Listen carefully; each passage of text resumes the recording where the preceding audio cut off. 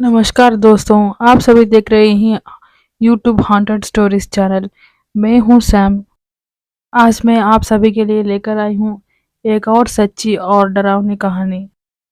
चलिए दोस्तों, हेडफोन्स लगाइए और इस कहानी को अपनी आंखों के सामने इमेजिन करके सुनिएगा। आज मैं आपको एक ऐसे घटने के बारे में बताना चाहती हूँ जिसने मुझे और मेरी पूरी जिंदगी को बदल कर रख दिया। मैं सोचने पे बहुत मजबूर हो गई थी कि क्या मैंने उस रात देखा जो था वो सच था या नहीं, या फिर मुझे ऐसा कुछ वहम हो रहा था। सुनने वाले इसे एक मन गढ़ंत कहानी मानेंगे, लेकिन मेरे साथ सच में ये हुआ था। लेकिन कहते हैं ना, जिसके साथ बीतती है वही उसका दर्द समझ सकता है। ऐसा ही कुछ मेरे साथ भी हुआ जिसे मैं आप सभी को सुनाना चाहती हूँ। बात 3 साल की पहले है, जब मैं अपनी करीबी दोस्त निशांत की शादी में शामिल होने के लिए जा रहा था। उसके गांव रामगढ़ गया था। हम दोनों दिल्ली के एक प्राइवेट कंपनी में एक साथ ही काम कर रहे थे। लेकिन मेरे दोस्त निशांत के परिवार राजस्थान के एक छोटे से गांव के साथ संबंध रखता था। उसकी शादी से जुड़ी सारी रीति रिवाज उसी के गांव से होने वाली थी। उसने मेरे बहुत क्लोज दोस्त इसी वजह से उसकी शादी की सिर्फ 2 ही दिन पहले मैं वहां जाने की सोच रहा था और निकल गया। जयपुर एयरपोर्ट पहुंचने के बाद और वहां से उसके गांव को जाने के लिए टैक्सी की ज़रूरत पड़ती है, तो मैंने टैक्सी ढूंढने लगा और फिर मुझे एक टैक्सी मिल गया। तो टैक्सी ड्राइवर ने पूछा, साहब आप कहाँ जाते हो? और मैंने कहा, मुझे रामगढ़ में निशान के यहाँ जाना है। और जिनके पिताजी गवर्नमेंट की जॉब करते हैं, जो गवर्नमेंट के वर्क करते हैं, तो उसने इजीली आइडेंटिफाई कर ली थी। तो ड्राइवर ने कहा, अच्छा अच्छा, रामगढ़ जाना चाहती हैं तो वहाँ किसी काम से जा रही हैं या फिर घूम फिर के आने के लिए जा रही हैं, ऐसा उसने पूछा। और मैंने कहा, मेरा एक करीबी दोस्त है जिसका नाम निशांत, और वो मेरे साथ काम करते ही 2 दिन बाद उनकी शादी है, इसीलिए मैं उनकी शादी पे शामिल होने के लिए जा रहा हूँ। मैंने ड्राइवर की सवाल की जवाब दे दी और निशांत के गांव जयपुर से जयपुर से उसका गांव काफ़ी ज़्यादा दूर था। और ड्राइवर ने बताया कि अगर हम बिना रुके गाड़ी चालू रखें तो जल्द से जल्द पहुंच सकते हैं। और उसने कहा 6 घंटे बाद ही हम पहुंच सकते हैं। तो मैंने ड्राइवर के पास वाली सीट पर ही बैठ दी। उसके बाजू की सीट में मैंने बैठकर अपने सामान को पीछे वाली सीट पर फिक्स कर दी। सफ़र बहुत लंबा था, इसीलिए टैक्सी ड्राइवर के साथ मेरी बातें और उसकी बातें चल रही थी। ड्राइवर ने अपनी तरफ से कहा, साहब मैं एक बात पूछूं, आप बुरा तो नहीं मानोगे? और मेरी तरफ या फिर उसी वक्त सड़क की तरफ भी उसने घूम फिर के देखकर मुझसे पूछा। और मैंने कहा, आपकी सवाल के मुताबिक ही मेरी जवाब होगी, तो आप चलिए पूछिए। मैंने सीरियस से बोलते हुए हंस दी। और फिर उसने पूछा, क्या आप भूत प्रेत डायन चुड़ैल इस पर विश्वास रखते हो? ड्राइवर ने गाड़ी चालू करते हुए ही पूछा।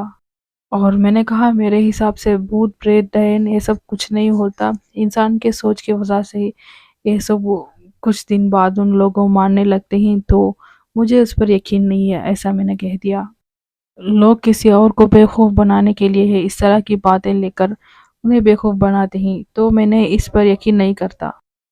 और मैंने साफ साफ उस ड्राइवर की सवाल की जवाब दे दी। और उस ड्राइवर छोड़ने वालों में से नहीं। उस ड्राइवर ने कहा, इस दुनिया पर 2 तरह की एनर्जीज होती है, जो कि पॉजिटिव एनर्जी होती है और वो भगवान के रूप पर रहती है, और दूसरी होती है नेगेटिव एनर्जी, जिसे भूत प्रेत डायन चुड़ैल इस तरह का ही नाम दिया जाता है। और मैंने कहा, तुम इतनी यकीन के साथ कैसे कह सकते हो इस काल्पनिक नाम के कोई वजूद होता है? क्या तुम्हारे साथ किसी तरह की घटना घटी है जिसे मैं मान लूं, या फिर कुछ पर्सनल एक्सपीरियंस हुआ है तुम्हारे साथ? तो उसने कहा, हम जैसे ड्राइवरों के साथ बहुत सारी हादसा होती है और हम इसी के साथ गुजरना पड़ता है। तो मैंने कहा, तुम्हारे साथ एक नहीं काफ़ी ज़्यादा एक्सपीरियंस है और काफ़ी ज़्यादा किस्से भी है जिसके तुम एक भागीदार रह चुके हो, तब वो वाह भाई, सफ़र काटने पर बहुत ही आनंद होने वाला है। मैंने बहुत आश्चर्य लहजे के साथ अपनी आंखों इसकी तरफ मुड़ के कहा, साहब कुछ ऐसे ही समझ लीजिए। ड्राइवर ने एक छोटी सी हंसी के साथ अपनी गाड़ी चलाने पर तवज्जो दी और उसने पूछा, साहब आपकी डिनर हुआ कि नहीं? सफ़र बहुत लंबा है, तो हम लोग क्यों ना सामने वाले ढाबे से कुछ खाकर निकल लेते हैं। ड्राइवर ने मेरी तरफ देखते हुए बोला और मैंने कहा, तुमने तो मेरे मन की बात पढ़ ली। मैं भी इस गाड़ी पर आते हुए काफ़ी देर से एक अच्छा ढाबा की तलाश पर था। चलो ड्राइवर, गाड़ी को साइड पर लगाओ, मैंने उस ड्राइवर से कहा और ड्राइवर ने हाईवे से हटकर थोड़ी अंदर की तरफ पार कर दिया था और वहाँ कुछ ट्रक्स भी continuously one by one line पर हुआ था। मुझे लगता है इसे देखकर कि वहाँ कुछ देर आराम करने के बाद उस ट्रक्स की ड्राइवर अगले दिन की सफ़र तय करते हैं और ड्राइवर ने मुझे वहीं डाला हुआ कुर्सी पर बैठने को कहा और फिर किसी को शॉप के अंदर से इशारा किया और थोड़ी ही देर पर 2 प्लेट पर खाना उस शॉपकीपर ने लेकर आ गया। ड्राइवर मेरे करीब डाला हुआ नेक्स्ट टेबल पर बैठ गया। मैं हाथ धोने के लिए वॉश बेसिन की तरफ चलकर जा रहा था और ड्राइवर ने खाना खाने के लिए शुरू कर दी। उसे देखकर ऐसा लगा कि वो बहुत भूख पर था और मैं वापस आकर अपनी जगह पर बैठ गया और जैसे-तैसे करके मैं अपने खाने पर पहले निवाला तोड़कर मुँह में डालने के लिए गया और उसी वक़्त काले बिल्ली ने मेरी प्लेट पर बाजू से कूद पड़ा और मेरी प्लेट की सारी खाना वेस्ट हो गया और बहुत खतरनाक बिल्ली थी। इसे देखकर हम दोनों ने चौंक गए और मेरी इस प्लेट की सारी खाना उसने नीचे गिरा दी और ड्राइवर ने शॉक के तौर पर कहा, साहब आपकी हाथ पर खून आ रही है, आप थोड़ी देर यहीं रुकिए, मैं अभी आता हूँ। ड्राइवर ऐसा ऐसा कहा था और उसने अपनी गाड़ी की तरफ जाकर कुछ फर्स्ट एड बॉक्स और बैंडेज, डेटॉल वगैरह फर्स्ट एड थिंग्स लेकर आया और उसने बहुत अच्छी तरीके से मरहम पट्टी की और मुझे उस जगह से चलने को कहा और मैंने कहा, मुझे उतनी बड़ी चोट नहीं लगी है और थोड़ा सा खरोच है। मेरी लाख कहने पर ही ड्राइवर मान ही नहीं रहा था और उसने कहा कि बिल्ली की पंजे मारने से इस चोट आई है। नहीं साहब, आप छोटी चोट पर इस तरह नज़रअंदाज ना करें, आगे चलकर आपके लिए बहुत बड़ी परेशानी खड़ा कर देगा। मैंने कहा, चलिए ड्राइवर साहब, आप अपनी खाना तो ख़त्म कर लो और उसने फिर से मेरे लिए एक दूसरी प्लेट ऑर्डर कर दी और मैंने उसे मना कर दिया और क्या कहने लगा कि चलिए, अब मेरी मूड नहीं है खाने की, तो मैं बाद में देख लेता हूँ और बाद में कुछ खा लेता हूँ। और मैंने कहा, मैं एक थोड़ी देर गाड़ी पर आराम करता हूँ, आप अपने खाना ख़त्म करके आ जाएगा, ऐसा मैंने ड्राइवर के पास कहकर गाड़ी की तरफ चलने लगा और थोड़ी ही देर पर ड्राइवर भी आ गया और उसने भी गाड़ी स्टार्ट कर दी और उस हादसा के बाद कुछ अजीब सा फीलिंग्स होने लगा, तो हम दोनों भी चुपचाप बैठे थे और फिर मैंने उस ड्राइवर से कुछ पूछने के लिए आगे बढ़ा। तो हम क्या बात कर रहे थे? तो आप किसी घटने के बारे में बोलना चाहते थे, ऐसा मैंने उस ड्राइवर से पूछा और उसने अपनी वॉच पर टाइम देखा और फिर कहानी शुरू कर दी और उस वक़्त कुछ 12 बज रहे थे और उसने कहा कि इस वक़्त भूत प्रेत के लिए उत्तम वक़्त है और इस वक़्त भूत की शक्तियाँ काफ़ी ज़्यादा बढ़ चुकी होती है और इस वक़्त पर कोई इंसान उसका आमना-सामना नहीं कर सकता और आम इंसान तो इसकी सामना नहीं कर सकते और फिर भी उसने कहीं भी किसी भी रूप धारण करके आमना-सामना कर ही लेती है। और मैंने मज़ाक के लहजे में कह दिया, हाँ, हाँ भई, कहीं तुम भी उस भूत के रूप पर नहीं हो, इंसान की रूप ले लिया, ऐसा मुझे लगता है। और ऊपर से ऐसा भी कह दिया, और वो काली बिल्ली भी तुम्हारी ही दोस्त हो, जो चुड़ैल था और बिल्ली की रूप लेकर मुझ पे छलांग मार दी। ऐसा कहने के बाद मुझे बहुत हँसी आ गई और मैं हँसने लगा। और ड्राइवर के चेहरे पर कोई भी रिएक्शन नहीं था और बहुत खामोशी चुपचाप ही बैठा रहा। और उसकी खामोशी देखकर मैं भी चुप हो गया और उसने कहा, साहब, आपको मेरी बातें मजाक लग रही है? हाँ, आपको मजाक ही लगेगा क्योंकि आप दिल्ली जैसे सिटी तरफ होते हो। आपको भूत प्रेत पर यकीन नहीं होगा। और आप लोगों की दुनिया घर से ऑफिस, ऑफिस से घर की बहुत बड़ी दुनिया होती है। आप दूसरी चीज़ों में आपके दिमाग और वक्त नहीं लगाते हो, इसीलिए आप भूत प्रेत की बातें यकीन करना मुश्किल होगा आपके लिए। लेकिन हम जैसे ड्राइवरों के लिए रात के वक्त रोजी रोटी के लिए किसी भी टाइम पर जाना आना पड़ता ही है। ड्राइवर ने अपनी मजबूरी बातें मुझसे कहने लगा। तो मैंने कहा, तो तुम कहना क्या चाहते हो? रोज रोज तुम किसी चुड़ैल या फिर कुछ किसी साये से तुम रोज रोज मुकाबला करते हो? क्या तुम्हारे लिए ये सब कुछ आम बात है? तो आज क्यों नहीं दिखा? फिर से मैं मजाकी तौर पर उसने पूछ दिया। और साहब, आपको एक बात पता है? आप जिस भी गांव को जाते हैं उस गांव पर डायनों का ठिकाना है। बहुत सारा डायन उस गांव पर रहते हैं। उस डायनों का एरिया यहाँ से कुछ मील आगे ही शुरू हो जाता है। वहाँ आए दिन कुछ न कुछ अजीब घटना होते ही रहते हैं। बातें करते करते उसने उस गांव पर होती हुई हादसे और कुछ भूत प्रेतों की बातें छेड़ दी। और उसने एक नहीं बहुत सारे किस्सों मुझे सुना दी उस गांव और वहाँ हुआ डायन से जुड़ा हुआ जो हादसे। मैं उसकी हर बात बहुत गौर तरीके से सुनता चला गया, क्योंकि जो भी हो उसकी कहानी सुनने पर बहुत ही डरावनी लग रही थी। बाकी सच्चाई सब उसी को पता है जिसने ऐसा कहानी बनाया होगा। अभी बातें कर रही थे, गाड़ी चलाते हुए, तो सामने किसी उजला चीज दिखने लगा। और उस सफेद चीज सड़क के बीचों बीच था। और ड्राइवर कुछ समझने से पहले ही बहुत तेज तरफ से तरीके से ब्रेक लगा दी। गाड़ी बहुत ही तेज झटके के साथ उसी जगह पर खड़ी हो गई। और ड्राइवर फटाफट गाड़ी से बाहर निकलकर उस चीज को जानने के लिए कोशिश कर रहा था। मैं भी ये सब देखकर गाड़ी से बाहर निकल गया। अरे भाई, ये क्या चीज था? ना ही गाड़ी के नीचे, ना ही टकराने के नामो निशान गाड़ी पर था। मैंने ड्राइवर से पूछ लिया। उसने तो हैरान खड़ा ही रहा था, उसने कुछ जवाब ही नहीं दिया था। मैंने उससे बहुत बात करने की कोशिश की लेकिन उसने जवाब दिया ही नहीं था। उसको बहुत बड़ी झटका लग गई। और मैंने उसे बहुत हिलाने की कोशिश की और उसे हाथ पकड़ घसीटने की कोशिश की और फिर उसने तो होश में आ गया। और फिर उसने मेरे हाथ पकड़कर जोरदार तरीके से कार पर बिठा दिया और कहने लगा, साहब, हमें यहाँ से निकलना चाहिए, हमारी जान को खतरा है। और मैंने उसे तसल्ली देने की बहुत कोशिश करी लेकिन उसने जोरदार रफ्तार से गाड़ी को स्टार्ट किया और चलाना चालू कर दिया। गाड़ी को उड़ाने लगा।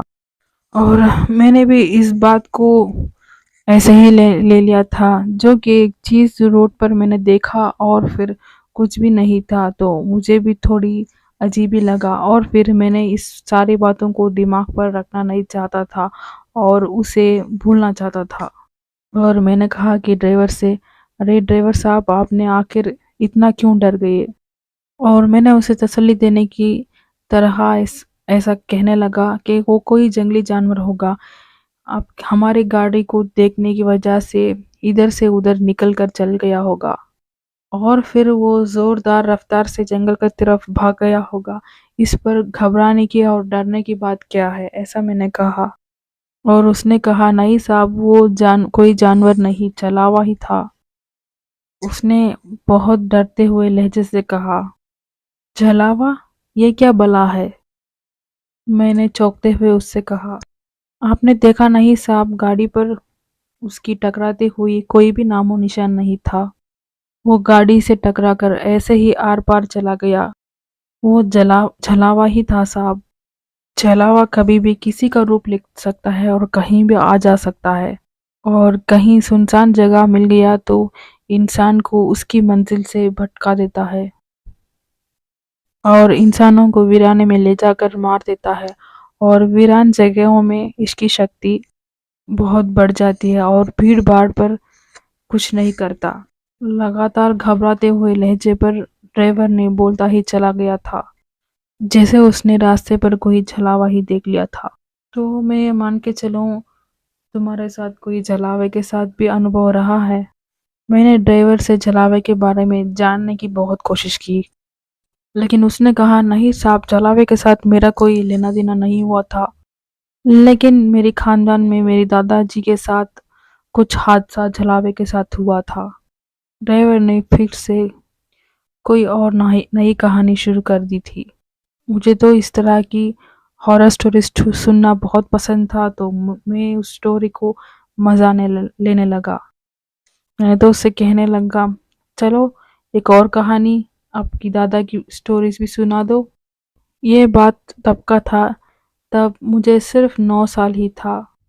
मैं राजस्थान के एक छोटा सा गांव पर था, तो बहुत इंटीरियर है उस गांव। और मेरे पिताजी टीटी थे, रेलवे की वर्कर के साथ वर्क करना पसंद करते थे। और रेलवे की वर्क काफ़ी ज़्यादा दूर थी उसकी ऑफिस, तो मेरे पिताजी को घर आना थोड़ी कम था। मैं अपनी दादा दादी और मम्मा के साथ रहता था। पहले ज़्यादातर लोग घर के बाहर खाट पर सोना पसंद करते थे और मेरे दादाजी मुझे सुलाने के लिए एक से बढ़कर एक कहानी सुनाते थे, जिसे सुनकर मैं बहुत मज़ा लेता था। इसलिए मैं भी हमेशा अपनी दादाजी के साथ सोना पसंद करता था। और एक दिन ऐसे ही मेरे दादाजी ने बहुत परेशान थे और उन्होंने दादी से कहने लगे कि हमारी गाय को आजकल क्या हुआ, वो दिन के वक्त पर दूध नहीं देता और शाम के वक्त पर बहुत अच्छी तरीकों से दूध निकालता है। और मैंने सोचा कि कुछ दिनों बाद ठीक हो जाएगा, कुछ तबीयत खराबी होगी इसीलिए ऐसा कर रहा है। और यहाँ तो दिन पे दिन परेशानी बढ़ती ही जा रही थी। और दादी ने कहा 20 दिन से डॉक्टर को भी तो दिखा रहे हैं, उसकी तबीयत की कोई भी फर्क क्यों नहीं पड़ रहा है। अरे चंदा जी, मेरी समस्या के कारण केवल उसकी दूध ही नहीं है, उसकी सेहत के लिए भी मैं बहुत परेशान हूँ। गाय कैसा इतनी ही थोड़ी कम दिनों पर इतनी दुबली हो गई, उसकी हड्डी सब उसकी जिस्म से बाहर दिखने लगा। बड़े ही परेशान होकर इसी तरह दादी से कह रहे थे, मैं इससे इसकी मरने की पाप अपनी सर पर नहीं ले सकता, तो जल्दी ही इसके लिए कोई उपाय ढूंढना होगा। अगर इसको कुछ हो गया तो हम इस पाप के बराबर के भागीदार बन जाएंगे। यह कहते कहते दादाजी रोने लगे, क्योंकि उस गाय से दादाजी को बहुत लगाव था। और दादी ने कहने लगे कि मुझे तो लगता है कि इसके दूध कोई पीता होगा। तभी तो आप ही सोचो, इसके खाने पीने पर कोई लापरवाही नहीं कर रहे थे हम लोग और इसे ठीक ठाक से ही देख रहे थे। और फिर भी इस गाय दिन पर दिन क्यों इस तरह हड्डी पसली दिखने पर हो जाती है। दादी ने अपने विचार को दादाजी से कहते मैंने सुना था। और दादा ने कहा, तुम सच कहती हो चंदा, कुछ दिन इस गाय के पूरी रात पहरेदारी करके देख लेता हूँ, क्या पता इस समस्या की कोई बेहतरीन हल निकल जाए। यह कहकर दादाजी ने खाट पर बैठे बैठे पूरी रात उस गाय को देखकर ही गुजार दी। अगले दिन 5 बजे जब वो दूध निकालने उस गाय की तरफ आगे बढ़ रही थे, तो उन्होंने देखा आश्चर्य की दृश्य, जैसे कि दूध से बाल्टी भर भर के थी। और वो दूध से भरी बाल्टी दादी को थमाते हुए कहते थे, चंदा तुम ठीक कह रही थी, देखो आज गाय ने बाल्टी भर के दूध दिया है, ये जरूर किसी चोर का काम होगा, वही इस तरह की नीच हरकत करता होगा और इसी तरह गाय की दूध चोरी छुपे निकाल कर भाग जाता होगा और उसकी तो खैर नहीं। और दादी ने कहा, नहीं नहीं, किसी को सबूत के बिना इस तरह मत कहना और अब भगवान की शुक्र कीजिएगा ताकि आपकी समस्या का हल निकल गई। और कुछ दिन इसी तरह आप पहरेदारी कीजिएगा, आपकी समस्या की हल समाधान हो जाएगा। ये कहते हुए दादी ने चमकती हुई आंखों से दादा को निहारने लगे। और दादाजी ने इसी तरह कुछ दिन पहरेदारी की तो उन्हें कोई भी परेशानी नहीं था। और कुछ दिन बाद पहरेदारी खत्म कर दी तो इसी तरह की घटना फिर से शुरू हो गई। और दादाजी ने सोचा कि क्यों ना एक दिन खाट पर लेटे लेटे ही पहरेदारी की जाए और लेटे लेटे ही उस चोर पर नजर रखे जाए। और उन्होंने खाट के नीचे सरसों के तेल एक लाठी पर लगा के उसे नीचे रख दिया और खाट पर सोते सोते पहरेदारी करने लगी और उस गाय को देखते ही रहे। और सुबह 4:30 बजे देखते हैं कि गाय की बच्चा गाय का दूध पीने लगता है। और उन्होंने सोचा कि गाय का तो बच्चा ही है, कभी भी उसे दूध पीने की फीलिंग आ सकती है, तो उसने दूध पीने लगा होगा। और उस बच्चे की रस्सी खुल गई होगी और उसने दूध पीने के लिए आ गया होगा। और उन्होंने सोचा कि चलो अब दूध निकालने के वक्त पे आ गया और जाके बाल्टी लेकर आते हैं दूध निकालने के लिए। ऐसे सोचकर उन्होंने बाल्टी लेने के लिए अपनी घर की तरफ आगे बढ़े तो देखते हैं कि गाय के बच्चे तो अपनी ही जगह बंधा हुआ था। और उन्होंने अपने आप सोच लिया कि दादी ने उस गाय के बच्चे को उसकी जगह पर बांधी होगी। और जैसे ही उन्होंने दूध निकालने की कोशिश की, एक बूंद भी दूध बाल्टी पर नहीं आया। वो तो बहुत चौंक गए और उन्होंने बहुत गुस्सा होकर बाल्टी को पटक दी और दादी को चिल्लाने लगे, ये चंदा, अरे वो चंदा, इधर तो आओ, ऐसा दादा ने कहा। और दादी ने भागते हुए दादाजी के पास आने लगे। अरे यहाँ तो देखो, इस गाय को फिर दूध नहीं आ रही है। और तूने पहले ये बात तो बता, तूने गाय के बच्चे को बिना कहे क्यों खोल के उसकी माँ के पास छोड़ दिया था और खोलकर फिर मुझे कहे बिना क्यों उसे वापस बांध दिया। और दादाजी ने बहुत ही गुस्से की तरीके से बोलने लगे। और दादी जी ने कहा, नहीं नहीं, तो मैंने अभी उठी और आपकी आवाज़ सुनकर चौंक कर यहाँ दौड़े दौड़े आ गई हूँ। आज तो मेरी आँख ही नहीं खुल रही थी, इसीलिए थोड़ी देर हो गई, तो मैंने अभी उठी थी। तो मैं कहाँ से गाय के बच्चे को खोलती और उसे छोड़ती। दादी जी ने अपनी तरफ की सफाई देने लगी। और दादाजी तो चौंकते हुए कहे, कहीं ये काम चलावेगी तो नहीं। दादी जी ने बहुत अजीब से तरीके से कहने लगे, नहीं, छलावा नहीं हो सकता, अपने गांव में छलावा नहीं है। लेकिन जो कुछ भी है, अब कल उसको इस गांव पर आखिरी दिन होगा। दादाजी ने ऐसे कहते हुए अपने मन को शांत करने लगे। आज दादाजी ने जल्दी ही खाने के बाद आकर उस खाट पर सो गए थे। उनकी लाठी तो आज बहुत अजीब तरह से चमक रहा था। और सुबह ठीक 4:15 बजे दादाजी की नज़र गाय की तरफ बढ़ती है, जिसे देखकर दादाजी हैरान हो जाते हैं। और फिर देखते हैं कि गाय का दूध गाय का कोई छोटा सा बच्चा पी रहा था। लेकिन उस गाय का बच्चा कुछ दूरी पर ही बंधा पड़ा था। और दादाजी ने इधर उधर देखे बिना ही अपनी लाठी को हाथ पर ले ली और उस बछड़े की कुदन वार करने लगे। और 4 लाठी पड़ते ही उस बछड़े की गाय की बच्चे की रूप इंसान की तरह बदलने लग गई।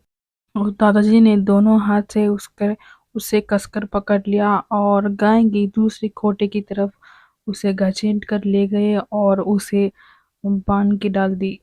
उसकी सर की तरफ से पाँव की तरफ तक रस्सी को कस के बांध दिया था।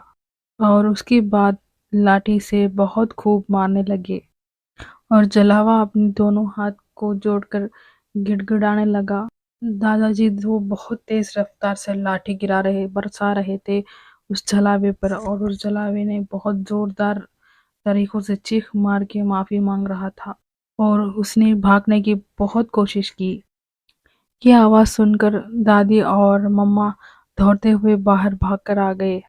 यह दृश्य सभी लोग देखकर उनकी सिट्टी पिट्टी खुल हो गई। तब तब दादाजी लाठी पर उसको मारते मारते थक गए और छलावे ने उनके टांग पकड़ लिया और कहने लगा कि मुझे माफ कर दो। अब मैं ऐसा कभी भी नहीं करूँगा, मुझसे बहुत बड़ी गलती हो गई और आज के बाद कभी भी इस गाँव के आस-पास नहीं भटकूँगा। मम्मा और दादी के लाख कहने के बाद ही दादाजी ने उसको छोड़ दिया और रस्सी की छूटते ही उसने तेज रफ्तार से भागकर चला गया और गायब हो गया। और ये कहते हुए कि आसपास किसी भी गांव पर किसी भी लोग को परेशानी नहीं करेगा। हमारी खानदान के साथ यही एक वाकया हुआ था जो मैंने अपनी आंखों के सामने देखा था, इसीलिए इस वाकया बहुत ताज़ी तरीकों से मेरे दिमाग पर इस बात बैठ गई थी। उसकी बात सुनकर मुझे तो बहुत खूब हंसी आ गई और मैं अपनी हंसी पर काबू नहीं कर पाया और मैं जोरदार हंसने लगा। वाह भाई वाह! आपने तो क्या स्टोरी सुना दी, स्टोरी सुनकर बहुत मज़ा आ गया। तुम्हारी कहानी सुनकर तो बहुत अच्छा टाइम पास हो रहा है। और उसने कहा साहब अगर आप इसको कहानी मान रही हो तो कहानी मानो, लेकिन ये सच्ची घटना है और मेरे साथ ये हुआ है। और छलावा किसी का भी रूप धारण कर सकता है और किसी भी इंसान को सम्मोहित करके अपने काम को किसी सुनसान जगह पर अंजाम देता है, जिसके साथ घटना घटती है और उसको ज़रा सा भी एहसास नहीं होता। जब एहसास होता तब तक बहुत देर हो जाती है। अभी ड्राइवर अपनी बात पूरी भी नहीं कर पा रहा था और उसे सड़क के बीचों बीच ठीक जगह पर एक औरत दिखी, जो कि बहुत काला रंग का साड़ी पहनकर हमारी तरफ उसकी मुँह कर रही थी। हम दोनों की कुछ नहीं समझ में आया और हमारी धड़कन तेज-तेज चलने लगी और रुकने के नाम ही नहीं ले रही थी और ऐसा ही रुक सा गया और ड्राइवर ने बहुत ज़ोर तरीके से ब्रेक को मारा और उस औरत टकराते-टकराते बच गई और मुझे तो बहुत गुस्सा आ रही थी।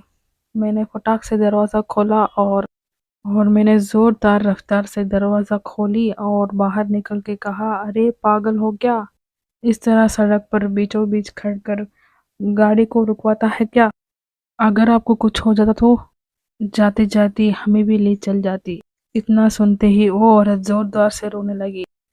वो बिल्कुल दुबली पतली औरत थी और उसने अपने चेहरे को घूंघट से ढका हुआ था और उसने पूरी तरीके से ढका हुआ था अपने आप को, बस उसकी पेट वाला हिस्सा ही दिख रहा था, जिसे देखकर एहसास हुआ कि ये कुछ जवान लड़की या जवान औरत ही होगी। उसकी पहनावे से ये समझ में आ रहा था वो यहीं कहीं छोटा सा गांव की ही होगी। मेरा ध्यान उसकी कमर पर ही अटक गया था। तभी ड्राइवर ने मुझे हिलाते हुए कहा, अरे चलिए साहब, ये लोग ऐसे ही करते हैं, चंद पैसे के लिए जानबूझकर सड़क पर आकर इसी तरह खड़े हो जाते हैं और चंद पैसे के लिए अपनी जान की बाजी लगाते हुए नहीं झिझकते। ड्राइवर की बस इतना कहने से ही वो औरत और जोर जोर से रोने लगी। मैंने ड्राइवर को चुप करने का इशारा करके उसे चुप करवा दी और उस औरत से बात कर कर उसकी परेशानी जानने के लिए कोशिश किया और थोड़ी ही देर में मेरी कोशिश कामयाब हो गई और उस औरत ने चुप होते हुए कहा, साहब मैंने इस सड़क को पार करके उस सड़क पर जाने की कोशिश कर रही थी कि अचानक ऐसे ही आपकी गाड़ी आ गई और उस गाड़ी की तेज तेज प्रकाश से मेरी आंखें धुंधला गई, जिस वजह से मुझे कुछ नहीं दिखा और मेरी समझ में कुछ नहीं आया। अरे अरे हमें माफ़ कर दो, गलती हमारी ही है। हम लोग बातों में इतना उलझे रहे कि इस बात का एहसास ही नहीं हुआ। सड़क पर कोई इस पार से उस पार जाने की कोशिश कर रहा है। वैसे कहाँ जा रही थी तुम? चलिए आपको हम छोड़ देते हैं। मैंने अपनी गलती को सुधारने की एक मौका सा इसे समझने लगा और मेरे ड्राइवर ने कहा, अरे साहब रात के 3 बज रहे हैं, इस तरह के चक्करों में ना पड़ो। अगर ये भी छलावा हुई तो लेने के देने पड़ जाएंगे। मेरे ड्राइवर ने कांपते हुए कहा और मैंने कहा, कैसे इंसान हो तुम? एक जवान औरत को रात पर इस तरह अंधेरे पर छोड़कर जाना चाहते हो? क्या यही तुम्हारा काम है? मैंने डरते हुए लहजे के साथ ड्राइवर को कहा और उसने कहा, ठीक है साहब लेके चलो, लेकिन इस अबला से ये तो पूछो कि इतनी रात को ये यहाँ क्या करने आई थी। ड्राइवर ने जैसे ही ये बात कहने लगा तो वो औरत फिर से रोने लगी। और मैंने कहा तुम तो चुप ही रह जाओ, तुम्हें तो औरतों से बात करने की तरीका और लहजा ही नहीं आती। और चलो तुम अंदर आ जाओ, और चलो तुम गाड़ी स्टार्ट करो। मैंने बहुत गुस्सा से ड्राइवर को कहने लगा, बहुत गुस्सैली तरीके से कह दी थी, इसीलिए ड्राइवर अपने पैर पटकते हुए अंदर जाकर गाड़ी को स्टार्ट करने लगा। मैंने उस औरत को चुप कराते हुए कहने लगा, बोलो इतनी रात को इस जगह पर क्या कर रही थी। उस औरत ने कोई जवाब नहीं दी और मैंने उससे कंपल करते हुए दोबारा पूछने पर मजबूर होकर बताने लगी कि साहब हमारे इलाके पर शौचालय की परेशानी है, इसीलिए मैं यहाँ आ रही थी। और शर्माते हुए कहने लगी, और मैंने कहा माफ़ कीजिएगा, मुझे आपकी खामोशी से ही समझ जाना चाहिए था। ठीक है कोई बात नहीं, बताइए कहाँ जाना है आपको। मैं आपको अपनी मंजिल पर पहुंचाकर अपनी मंजिल की तरफ चला जाऊंगा। मैंने उसकी अधूरी बात समझते हुए बीच में ही काट देना समझा था। और उसने कहा, बस साहब थोड़ी ही दूर पर ढाबा पड़ता है और उस ढाबे आते ही मैंने आपको बता दूंगी। और उसकी इतने ही बोलने के बाद मैंने अपनी कार की पीछे दरवाज़ा खोल ली और मैंने अपने सामान को सिमटते हुए एक तरफ करके उसको बिठा दिया। और उसके बाद मैंने भी गाड़ी पर बैठ गया और गाड़ी को चालू कर दिया गया। ड्राइवर ने उसकी खामोशी तोड़ते हुए कहा, साहब सुबह 7 बजे तक हम अपनी मंजिल पर पहुंच जाएंगे। उसके यही आखिरी शब्द मैंने सुने थे और फिर सफ़र की थकान की वजह से मेरी कब आंख लग गई इसकी ज़रा सा भी एहसास नहीं हुआ। अचानक से हमारी गाड़ी खराब हो गई और गाड़ी की खराब होते ही मेरी नींद टूट गई। और मेरी नींद खुलने की वजह से मैंने कहा, क्या हुआ ड्राइवर, गाड़ी क्यों रोक दी। और ड्राइवर ने कहा, साहब इंजन गर्म होने की वजह से गाड़ी रुक गई है। यहाँ आसपास कोई भी पानी की जगह नहीं है, नहीं कोई उम्मीद दिख रही है। और इस लड़की से पूछो, इसे पता होगा यहाँ कहाँ आसपास पानी मिल रही है। मैंने पीछे उस लड़की की तरफ पलटते हुए कहा, लेकिन पीछे कोई भी लड़की मौजूद नहीं थी। मैंने फौरन गाड़ी से उतरकर ड्राइवर के पास गया और उसने तो गाड़ी की बैनट खोलकर उस पर कुछ स्टार्ट करने के लिए कोशिश कर रहा था। मैंने ड्राइवर को गाड़ी की तरफ इशारा करते हुए पूछा, उस लड़की को तुमने कहाँ उतारा। और उसने कहा, वो तो अंदर ही थी साहब। हाँ हाँ, उससे पूछ लेता हूँ, वो बताएगी पानी यहाँ कहाँ से मिलेगा। और जब गाड़ी रुकी तो मैंने उसी वक्त उसे देख लिया था, वो अंदर नहीं है। मैंने ड्राइवर को उस लड़की की जानकारी देते हुए कहने लगा। ड्राइवर ने कहा, नहीं ऐसे कैसे हो सकता है, जब गाड़ी कहीं रुकी ही नहीं तो वो कहाँ से उतर जाएगी, ऐसा हो ही नहीं सकता। ड्राइवर ने घबराते हुए जवाब दी, अरे हो सकता है, तुम्हें याद नहीं होगा, शायद तुमने पीछे गाड़ी रोकी होगी। मैंने उसके कंधे पर हाथ रखते हुए कहा था, मैं अपनी मामा पापा की कसम खाते हुए कहता हूँ साहब जी, मैंने गाड़ी किधर भी नहीं रोकी थी। कहीं इस गाड़ी खराब होने की वजह वो अबला तो नहीं होना हो साहब, वो चला हुआ ही है, हमें अपनी मंजिल से भटका कर कहीं और लेकर जाने के लिए सोच रही है। ड्राइवर ने फिर घबराते हुए कहने लगा और मैंने बहुत गुस्सेल तरीके से कहने लगा, अरे यार तुम फिर शुरू हो गए, छलावा छलावा छलावा एक ही बात पकड़ कर बैठ गई। मुझे इस शब्द से बहुत नफरत होने लगी है। और ड्राइवर ने कहा, साहब आप अभी भी इस बात को बहुत हल्के से ले रहे हो, भूल गए क्या आप, छलावा ही तो है। जो हमारा पीछा कभी ढाबे में बिल्ली बनकर तो कभी और हाईवे में कभी सफ़ेद रंग का कुछ चीज़ की आकृति बनकर सामने आ जाना और फिर उसका असली रूप औरत में हम सबके सामने आ जाना। मैंने आपको बहुत मना की थी और कोशिश भी की थी, उस औरत को अपने साथ गाड़ी पर मत बिठाओ, लेकिन आपने मेरी बात मानने को तैयार ही नहीं थे।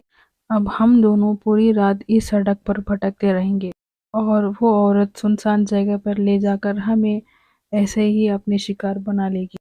इतना कहते ही ड्राइवर परेशान होकर रोने लगा। ओए एकदम चुप, ऐसा कुछ नहीं होगा, वो कोई जलावा अलावा नहीं है, अगर ऐसा कुछ होता तो अब तक हम दोनों के शिकार कर चुकी होती। जाहिर सी बात है, तुम जब गाड़ी रोक रहे थे तभी वो उससे निकल कर बाहर चली गई होगी। और उसने कहा, लेकिन साहब उसको बताकर तो जाना चाहिए था, कम से कम। अरे यार, गांव की लड़कियां थोड़ी शर्मीली होती हैं। तुम इसी के गांव के रहने वाले हो और तुम्हें इतना भी नहीं पता क्या? और अब मैं जो कहता हूँ उसे ध्यान से सुनना। अब आगे क्या करना है उसके बारे में सोचो। ये एक ऐसी जगह थी जहाँ से कुछ भी मदद मिलना नामुमकिन था। मुझे समझ में ही नहीं आ रहा था कि क्या किया जाए। हम लोग सुबह होने के इंतजार भी नहीं कर सकते थे और आसपास कोई ठीक ठाक जगह भी नहीं थी। और ड्राइवर ने इधर उधर छान पीट करने के बाद कहने लगा, साहब यहाँ से कुछ ही दूर पर एक ढाबा है और आप पैदल वहां पहुंच जाओ, मैं गाड़ी ठीक करके आ जाऊंगा। लेकिन अकेले जाने पर आपको कहीं डर तो नहीं लगेगा ना? उसके ऐसे बात ने मुझे अपनी हिम्मत को बाहर लगा के उसे प्रूफ करना चाह रहा था। और उसने उसकी बातों के साथ मुझे ललकार दिया। और मैंने कहा कि ड्राइवर ड्राइवर साहब, आप तो जानते हैं कि दिल्ली जैसा महान दिल्ली जैसा महानगर में रहने वाला युवक कहाँ इन आत्मा डायन चुड़ैल पर यकीन करते हैं। मेरे जैसे हिम्मतदार लोगों के लिए इस तरह की स्टोरीज जस्ट मनोरंजन के लिए होती है, इसके आगे कुछ नहीं। मैंने उसे दो टूक पर जवाब दे दिया था। शायद यही आखिरी बार था जैसे उन काली शक्तियों को मैंने मजाक पर ले लिया था, क्योंकि उसके बाद मैं तो ना तो इस पर सिर्फ विश्वास ही करने लगा, बल्कि हर समय इनकी रहने का विश्वास भी करने लगा और एहसास भी। और मैंने उस ड्राइवर की बात मान ली और पैदल चलने लगा। पैदल बहुत दूर चलना था, इसलिए कानों में ईयरबड्स लगाकर गाने सुनने लगा। और गाने सुनने लगा और सोचा कि टाइम पास हो जाएगा। कुछ दूर चलते ही मुझे एहसास हुआ कि मेरे साथ कोई और चल रहा है। और एक खुशबूदार महक आने लगा और मुझे लगा कि मेरे साथ तेज रफ्तार में कि कोई और भी चल कर आता है। पहले लगा कि मुझे ही ऐसा लगता है और ये मेरे वहम है, और फिर धीरे धीरे हकीकत या फिर भयानक हकीकत की शक्ल लेने लगा।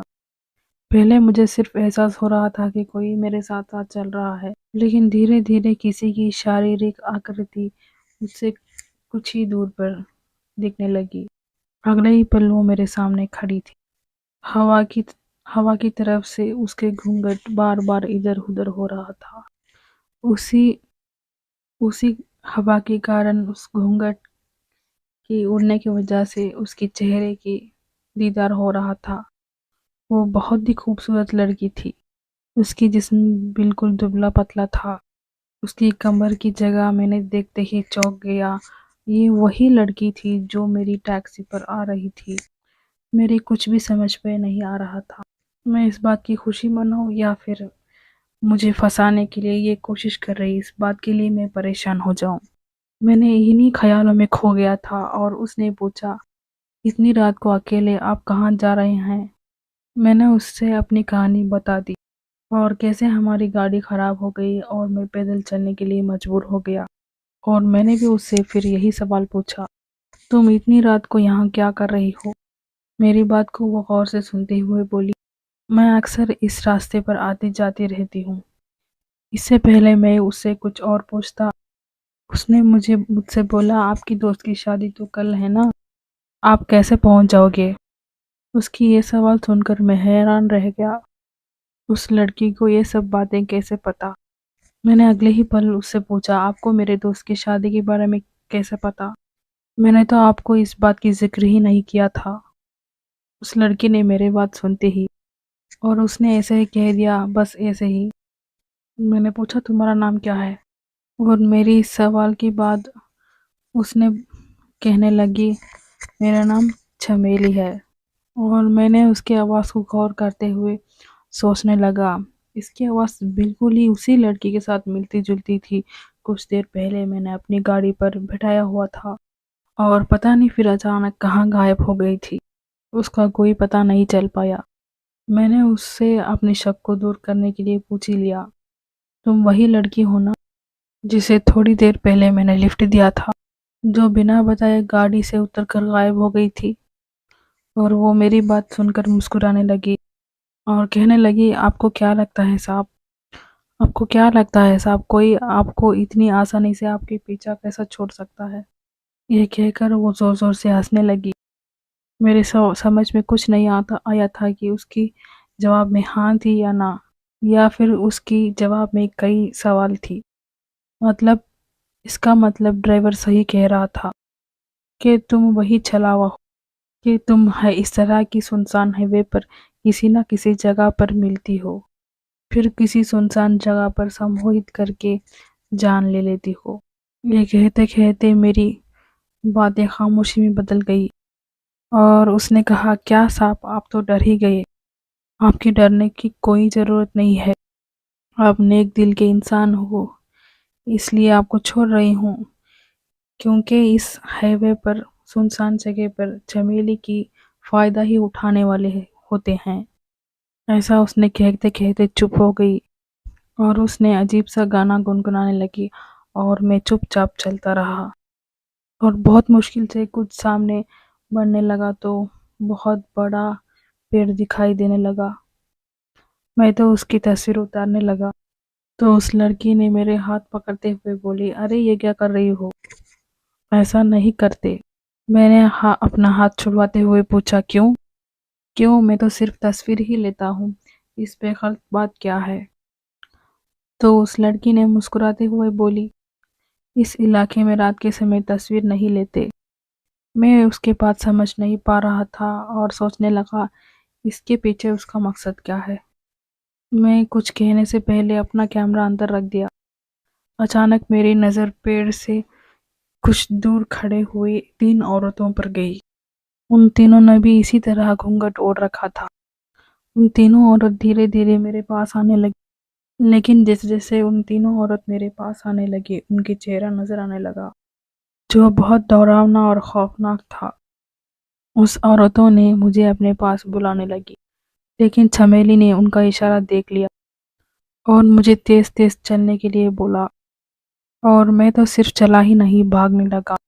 बस थोड़ी ही दूर भागने लगा तो उन औरतों ने गायब हो गई और मैंने थोड़ा हिम्मत बढ़ा के उससे पूछ लिया, वो अजीब और भयानक से दिखने वाली औरतों कौन थी? क्या तुम उन लोगों को पहचानती हो? और चमेली ने कहा, वो कहीं हज़ारों सालों पहले से इस गाँव पर घूम रहे हैं। गाँव के लोग उन्हें बुरी आत्माएँ कहते हैं। आपको उनसे बचाने के लिए मैं आपके साथ-साथ आई हूँ। मैंने उसकी बात सुनते ही बोलने लगा, तुम कैसे बचा सकती हो? उसने कुछ जवाब नहीं दिया, सिर्फ खामोश रहने लगी। मुझे कुछ समझ में नहीं आ रहा था कि अगला समय में क्या करना चाहिए। अगर पीछे चला गया तो उस 3 औरतें बहुत खौफनाक लगेंगी। वो मेरे साथ कुछ भी कर सकती थी। दूसरी तरफ चमेली काफ़ी वक़्त से मेरे साथ नहीं छोड़ रही थी। मेरे ज़हन में बार-बार इसी बात की परेशानी हो रही थी। अगर ये मेरे साथ कुछ बुरा करना चाह रही होती तो कब का बुरा कर चुकी होती। मैं तो सहमते-सहमते ही उसे पूछने लगा, तुम तो अच्छी व्यक्तिवादी लगती हो। क्या मैं तुम्हारा छलावा बनने की कहानी जान सकता हूँ? पहले उसने सुनकर कुछ दुःख भरी मुस्कुरान देने लगी।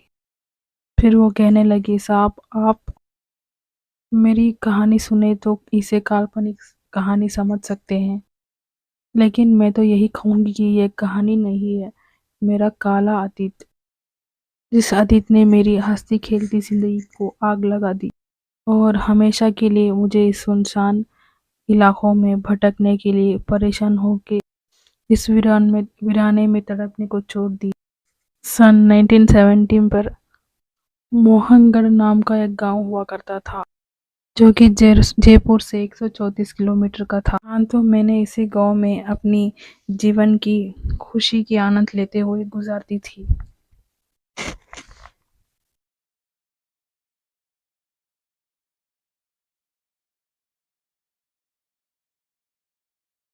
आप तो जानते ही हैं कि उसी वक्त पर भी बहुत सी तांत्रिक लोगों ने अपनी पंचायत को चुकाने पर इस्तेमाल करते थे और इस गांव पर भी पंचायत थी और पंचायत पर कब्जा था पुरुषों का। जो उन पुरुषों ने अपने आप को भाग्य विधाता से कम नहीं समझते। तो हुआ ये कि एक महीने पर इस गांव पर एक ही वक्त पर दो मौत हो गई थी। और मौत हुई तो उसके कारण की तलाश और जांच करने लगे, और सब लोग यही कहने लगे कि जरूर इसके पीछे कोई डायन और छलावा का हाथ होगा। गांव के एक बहुत बड़ा मशहूर सदस्य के नाम पर ही इस पंचायत चलती थी, और उन्हीं के बाद सब लोग इन्हें मानने के लिए आगे बढ़ रहे थे, जिनका नाम था पांडे जी। उन्होंने जो कह दिया सभी उन लोगों की बात मान लिया करते थे, और उन्हीं का बात मानना पड़ता था, और उनका विरोध कोई नहीं करता था, और न ही किसी में इतनी हिम्मत थी कि उनके बात को मान नहीं पाते। उसकी नीयत मेरे प्रति बहुत बुरी थी, और मुझे इस बात का भनक लग गई थी। उसके मन में मुझे पाने की ललक दिन पे दिन बढ़ती चली गई थी। एक दिन उसने मेरे हाथ सरेआम पकड़ लिया और जोर से मेरे बदन को उसके हाथों से दबोचते हुए कहने लगा कि चले मेरे साथ चला करो थोड़ी देर के लिए, तो वो मुझे रानी की तरह खुश रखेगा। मैंने बिना सोचे उसके गाल पर दो चार तमाचे थमा दी। इसे इस प्रतिक्रिया की उम्मीद नहीं थी। वो अपनी बेइज्जती की बर्दाश्त नहीं कर पाया था, और उसने उसकी बदला सोच समझ लेने कर मुझे धमकी देकर चला गया। कुछ दिनों पर ही उस डायन की खोज शुरू होने लगी। एक दिन पांडे ने मौका देखकर और अपने साथ कुछ लोगों को मिलाकर मुझे चमेली पर डायन होने की तोहमत लगा दी। और बहुत खतरनाक होती है पंचायत लोगों की चार्जशीट। आरोपी के खिलाफ कोई सबूत पेश किए नहीं जाते, बस आरोप लगाया जाता है और चुनौती दे दी जाती है। कि हिम्मत हो तो खुद को पाक साफ साबित कर लिया करो। मैं लाचार चमेली कैसे स्वयं को निर्दोष साबित करती, या तो सर झुककर अपराध को स्वीकार कर लेती, जैसा मैंने नहीं किया, या तो फिर अग्नि परीक्षा देती। परीक्षा भारतीय स्त्रियों युगों से देती आई, वो भी पुरुषों के सर पर। मुझको भी उस परीक्षा से गुजरना पड़ा। वो वो दिन मेरे लिए काला दिन था। एक पात्र में उबलता हुआ तेल डाला गया और उस पर चांदी का सिक्का डाल दिया गया। मुझे नंगे हाथों से उस उबलता हुआ तेल से उस चांदी का सिक्का निकालना पड़ा। अगर मेरे हाथ उस सिक्के को निकालते हुए जले नहीं, मैं भली औरत माने जाऊंगी। और अगर उस सिक्के को निकालते वक्त अगर मेरे हाथ जल गई तो साबित हो जाएंगी कि मैं सचमुच डायन हूँ, नहीं तो किसी छलावा का रूप। साहब, छमेली तो सिर्फ छमेली थी, कोई सीता माता नहीं थी। उसके हाथ ना जलते। वैसे कहा तो ये भी जाता था कि अग्नि परीक्षा सीता माता ने दी थी। असली सीता तो अग्निदेव के घर पर सुरक्षित थी। लीला में ऐसा होता है, पर चमेली पर जो गुजरी वो लीला नहीं थी, सच्चाई थी। आप समझ गए होंगे, चमेली अग्नि परीक्षा पे हार गई। फिर क्या था, सब लोग मानने लगे कि चमेली एक चुड़ैल, एक डायन है, छलावा है, पिशाचनी का रूप है, मारो इसे। हर ओर से चमेली पर मारने लगे। गर्म लोहे की सलाखों से मुझे ढका गया। लेकिन मैं पूछती हूँ साहब, कैसे चमेली किसी को कष्ट कर पाती। इसीलिए मुझे मार पीट कर अपनी तरह घर की दरवाजा पर फेंक दिया गया। पति और घर के सब सदस्यों ने बहुत तंग की गई कि मुझे घर के अंदर ना ले जाए।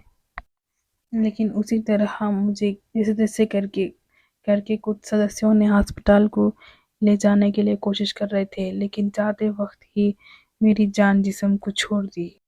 ये थी चमेली की दुख भरी दास्तान। उसकी कहानी सुनकर मैं तो चौंक गया कि मुझे इस बात खाने लगी कि 1970 से ही इस तरह चमेली छलावा बनकर घूमती रह कर गई, और इसके साथ जो भी हुआ बहुत बद से बदतर हुआ।